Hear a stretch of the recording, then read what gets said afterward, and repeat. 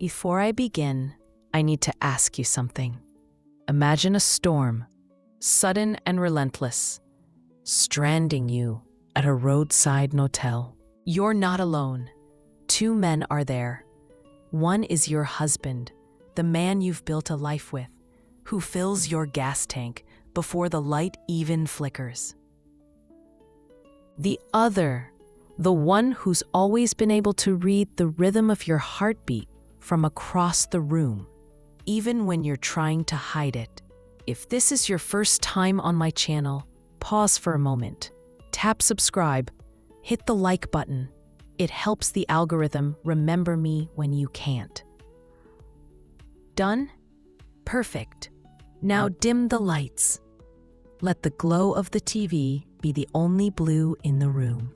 This is the story of the night I made a joke I shouldn't have, and how a storm took me into a place I wasn't prepared for. I'm Mara Collins, 42. I sell insurance. Deductibles, riders, exclusions. The words that make people's eyes glaze over. My husband, Evan, is 44. He fixes industrial washers, work boots, honest hands. A man who knows the value of filling a tank before it's empty. We live in a 4-bedroom house where tomato vines scent the yard in July, with soft towels, a mortgage, and 2 cracked mugs we refuse to part with. Then there's Rory Dane, 28. Calm the way some people carry silence. The first time I met him, his handshake was cold, and the chill stayed with me. It was November in northern Arizona, the kind of cold that sneaks beneath your coat and flicks at your ribs. We were driving US 89 toward Page, headed to a trade expo. Evan for new washers, me for hotel risk tables. Rory to help Evan move a demo machine the size of a refrigerator. The sky was lead. The radio lazily cycled stations. My thermos coffee had that burnt caramel scent I only like on the road. If the weather gets worse, we'll stop, Evan said, tapping the steering wheel with those clean, square fingers. He always drives a little over the limit, always checks the mirrors twice. Safety is his native language. I'm fine, I said, tracing a clear oval in the fogged window. The desert was a blur of brush, shadows forming shapes like animals that changed their minds. Rory's voice came from the back seat, low enough that I felt it more than heard it. As long as wherever we stop has water pressure. I turned slightly, teasing, maybe something else. Only if you take turns. A throwaway line meant to keep the air moving. But sometimes a sentence is a match you strike without checking the wind. Rain started quietly, like soda fizzing. Then it came down harder, a torrent. Sheets of water hammered against the windshield. The tail lights ahead blurred into one red smear. After an hour, hazard lights and a sheriff's Tahoe told us the road was impassable. We're stopping, Evan said, a sound I know as intimately as my own name. The motel sign read Red Coyote, neon bleeding into the wet night. The lobby smelled of lemon cleaner and old carpet. A bell on the counter wore a dust ring like it hadn't been used in years. The clerk barely glanced up, white hair in a clip. Long knit sweater suggesting cats had lived there. One queen left, one double, she said. Both with the same heater. Sometimes it works, sometimes it hums you to sleep and quits. Double, Evan said, already reaching for his wallet.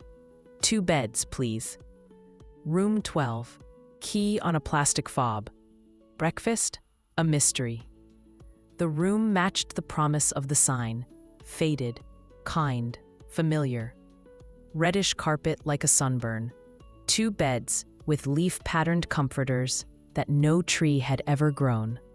A bathroom door that refused to latch unless you coaxed it. The heater clanked like a pan before settling into a hum, almost like company. I peeled off my wet coat, the lining clinging, reluctant. Rory shook water from his hair, ran a hand along a thin cut on his forearm. I offered a bandage from my tote. Our fingers brushed lightly. Nothing, and yet, not nothing. Evan's phone call went long. Contracts, reschedules. I pulled the curtain aside. Outside, a red pickup steamed like a horse in winter. A man ran across the lot, pizza box under his jacket. The ice machine coughed. The heater sputtered. The TV showed a sitcom where nobody ever fell asleep angry. Someone laughed at the wrong time. Maybe it was the laugh track. Maybe it was me. "Shower, hun. You first, before this thing dies," Evan said, tossing me a thin towel. My heart had its little drumline, like it does before a presentation, before finding unexpected cash. When Rory looks at me, like he sees what I usually hide. Stop. Bathroom was tan and unforgiving, but the water finally ran hot. Steam softened edges, muscles, mind. I pressed my forehead to the tile. Present. Only now existed. I came out to the room dimly lit by the TV. Evan still on the phone, frowning. Rory had turned his back. Courtesy, really. The heater had gone quiet. The air shifted colder along my wet hairline. "I'll be right back," Evan said, sliding into boots. "I'll see if the office has a space heater or blankets that smell like the 70s. He kissed the top of my head. The door closed, and suddenly it was just the two of us. Silence had a temperature. Warm, edged, like standing too close to a toaster. "You okay?" Rory asked. I said I was, though I wasn't. Water dripped from my hair, tapped my collarbone. He picked up the remote, aimed at the TV. Channels blurred, trucks lifting boats, cooking shows. News anchors performing calm while a crawl screamed at their chest. The cooking show stayed. A pan hissed. Heat seemed to fill the room. Then the ordinary happened. Rory picked up the hairdryer. "Turn around," he said. Towel dropped. Warm air traced my scalp, fingers guiding hair, light, careful, intimate without words. The air between us thickened, unspoken, undeniable. "Another bandage?" he asked. I knelt in front of him. The cut was small, red, human. I blew on it unconsciously. Heat, skin, breath, proximity. Everything seemed amplified. The room held our presence, like cheap motel walls always do. Wind lashed the window. The TV threw blue light across his jaw. End of day stubble, a soft decision. "I was kidding," I said, about the throwaway line in the truck. He understood. We spoke truths in whispers and gestures, in touches that were deliberate yet restrained. Every brush of skin was a spark. Desire lingered in the room like a storm waiting to break. We were careful, and yet reckless in the smallest, most dangerous ways. Evan returned with blankets, space heater found. Haunted, he joked. Smoke of old fires, whispers of history in the hum of machines, warmth creeping across the damp carpet. The beds made. Everyone in their place, yet the air thickened, charged. Shower after shower, the space between us narrowed. A week passed with glances heavier than words. The cabin became both a haven and a furnace. Touches small, almost accidental, sent shivers, hands brushing, knees grazing. Laughter and silence equally dangerous. Every day, life continued. Evan's steady, reliable presence, Rory's quiet gravity. Every brush of skin, every glance, every unspoken thought layered, fusing tension with desire. And then, one evening, Evan left for a late repair. The cabin shrank. The silence stretched. Rory's presence pressed close.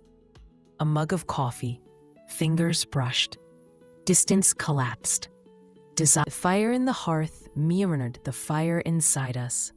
Lips met, slow, urgent, desperate. Every touch ignited, every breath a storm.